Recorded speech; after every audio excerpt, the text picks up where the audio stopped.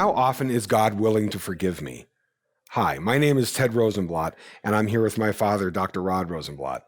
And this is Talks with Dad Rod. Dad, I sin a lot. Not just little bits and pieces. It's there all the time. You know, I'm reminded of it. You've talked about this kind of thing before.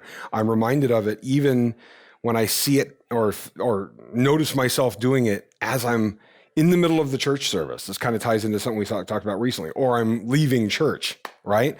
I mean, I'm already doing it. I just received the body and the blood. Yep. I just did the confession and the corporate confession and absolution. Yep. And I got all these great forgiveness, and I was just absolved, and I was told I was forgiven. And by the time I've hit the car, I've already ruined that. Yep. The frequency is just haunting. It's terrible. Well, first of all, it's worth considering that you don't deserve to be forgiven for a single one. All of this is a benefit from Christ's death on the cross. Then the cynical mathematical version is 490 times, 70 times 7, literally. So the 491st time, you're stuck. Yep. You used up your tickets, kid. Yep. The promise of the forgiveness of sin, thank God, is constant, repetitive, just like you being absolved in a given church service. But it reminds us how deep that thing is in us. And we don't like that. It's a dark, dark way to view things, but it's a biblical way of doing things. I'm stuck in this, and Luther said, my inherited sin is more deep than anything I do day by day. I'm stuck. But that's exactly where we should be. I'm stuck. Because you see over and over and over again in the Gospels, Jesus frequents his visitations with the outcasts of society. It's a consistent pattern. The ones who are despised, he spends his time with. And they, almost to the man or the woman, appreciate it because they are outcasts. Let me ask this. Something that I see, and we kind of weave through, come to every once in a while in certain conversations with certain groups. The part where Jesus says, "Go and sin no more," right? We touch on this point. And I think for us sinners, the question, if I were standing there, that I'd like to ask is, and I phrase this way on purpose, will you forgive me when I don't? Not even when I won't. Well, I should say when I won't. Sure. Because we have to address we have to address the sometimes we're doing this on, we're doing it on purpose, knowingly. We're right. But as Christians, go and sit right as Christians. Yep. Like St. Paul. Yep. So Jesus has done this. Go, your sins are forgiven, and then you get this one where it says you go and sin no more. And I'm like, name me a Christian that has done exactly as commanded there to the end of their life. No one. The answer we get from him and from St. Paul is for your whole lifetime. Now, it doesn't say that literally, but that's a biblical way to view things. We are going to be in this trap for as long as we live and only delivered from it by our death. It's a lifelong condition and will not be cured. We will be going through the river of death, but not alone. He'll go with us and finally be delivered from it. There aren't quantity requirements like 490. No, my death is for you and for your sin, unbeliever or believer. It's the same thing. That's great. I remember when I was younger and we were hanging out on your back deck that one of the comments I'd made, whatever was striking me at the time, is that if God, that it seems that God is revealing just enough sin to us that we will repent.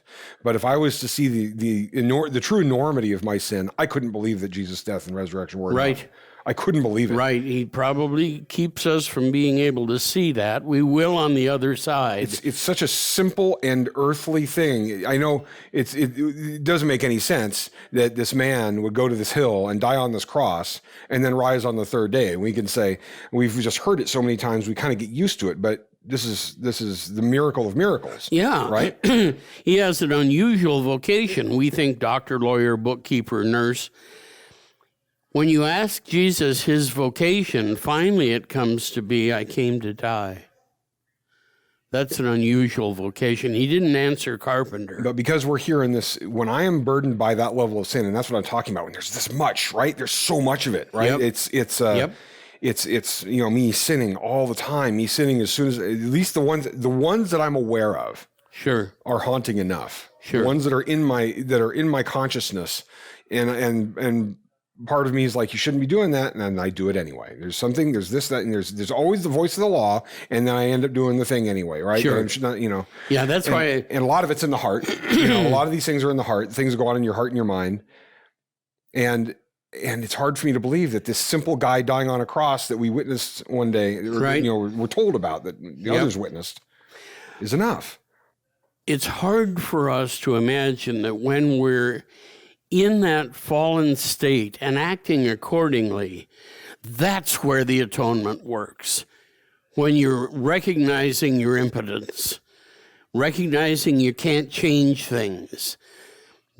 It's no fun, but that's a perfect place for somebody to be reached by Christ. And part of the seduction of that's the fight, is somewhere inside we really want to believe that it's not possible. Okay, he died for me, but it's not possible to take on my quantity of sins. Yep. You haven't seen a sinner like me, Jesus. Yep. Right? Yep. Let me show you the amount of sin I can crank. I am a sin machine. Yeah. Well, think of the examples in the Gospels where people came to him without, knowing they've got nothing to offer, only to be a recipient. The Syrophoenician woman. Man, if I'd been her, I would have been put off by the first comment he made. It's not right to take the children's Give the master's bread to the dogs. To the dogs. He just called her a dog. And she still didn't quit. Well, back then it was a racial slur. It was actually, that was what happened between the two nations. And she still didn't quit. She said, but even the dog gets to eat the crumbs that fall from the children's table. I mean, she wouldn't quit. And finally, he, knowing the whole conversation beforehand, says to her, be it as you wish. He says, great is your faith, woman. Great is your faith. Why does that remind me of Reepicheep in C.S. Lewis? Yeah, Reepicheep everybody loves. And Reepicheep gets in there and says, I will hold you to your word at this level. I will then take off my tail. Yes. And Aslan says, okay, I yield. And of course, all the mice come up behind him and say, if he takes his off, we take ours off. Yeah. Narnia. Oh, man. Yeah, we live there. All right, we're going to wrap up. Hope this is helpful to you. Go to 1517.org for more. Find us on social media. And keep tag teaming us. This is how we come up with our material. This is for you guys. All right? Talk to you soon.